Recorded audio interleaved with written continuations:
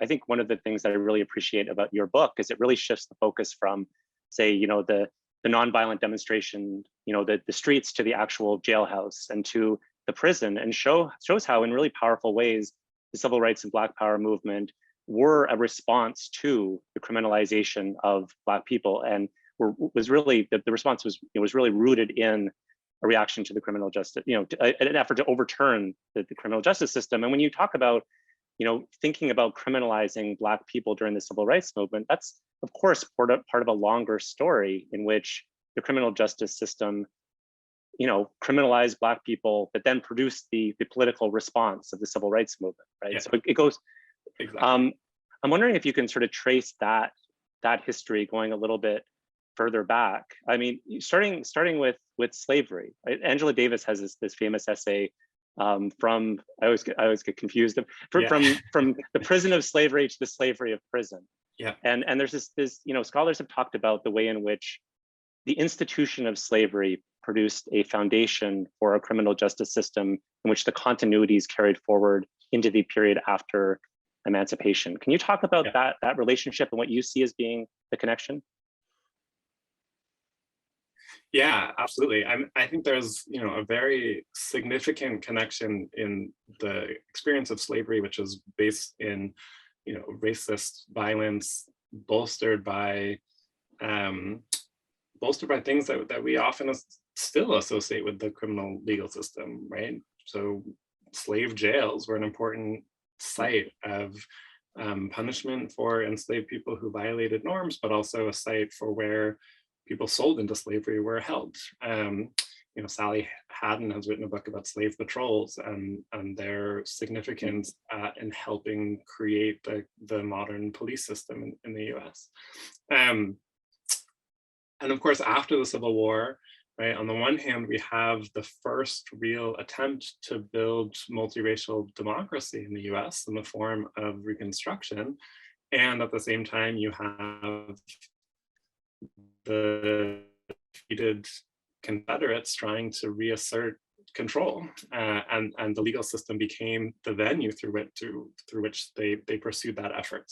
So you have the famous Black Codes laws that use all manner of sort of invented criminality, public drunkenness, to interracial sex, to a bar fight, to anything else, as an excuse to send people into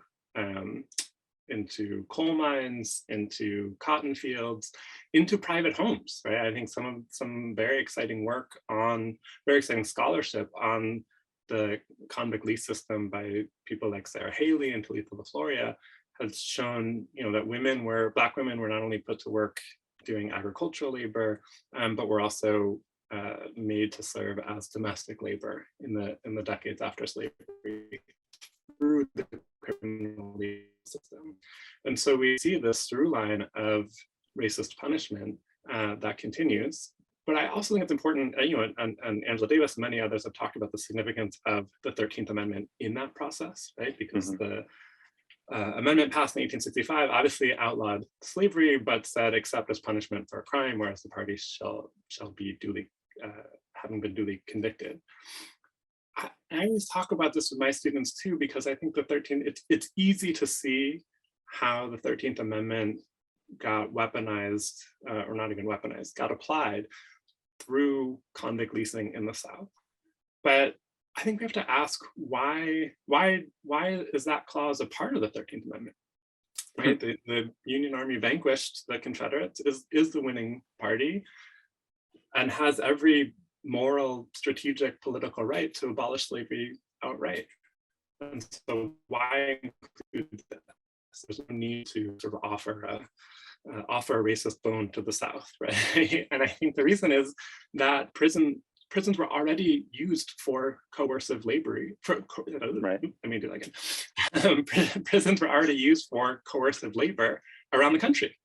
So you have prison slavery in New York. You have prison slavery in Ohio. You have prison slavery in the Western territories like Ohio, but also what becomes the further Western territories, all the way out to Washington, where I'm coming to you from now, right? And so I think that that prison of slavery to the slavery of prison shows how much prison was already a national institution, right? Such that the 13th Amendment is written in the way that codifies slavery as long as it's connected to punishment.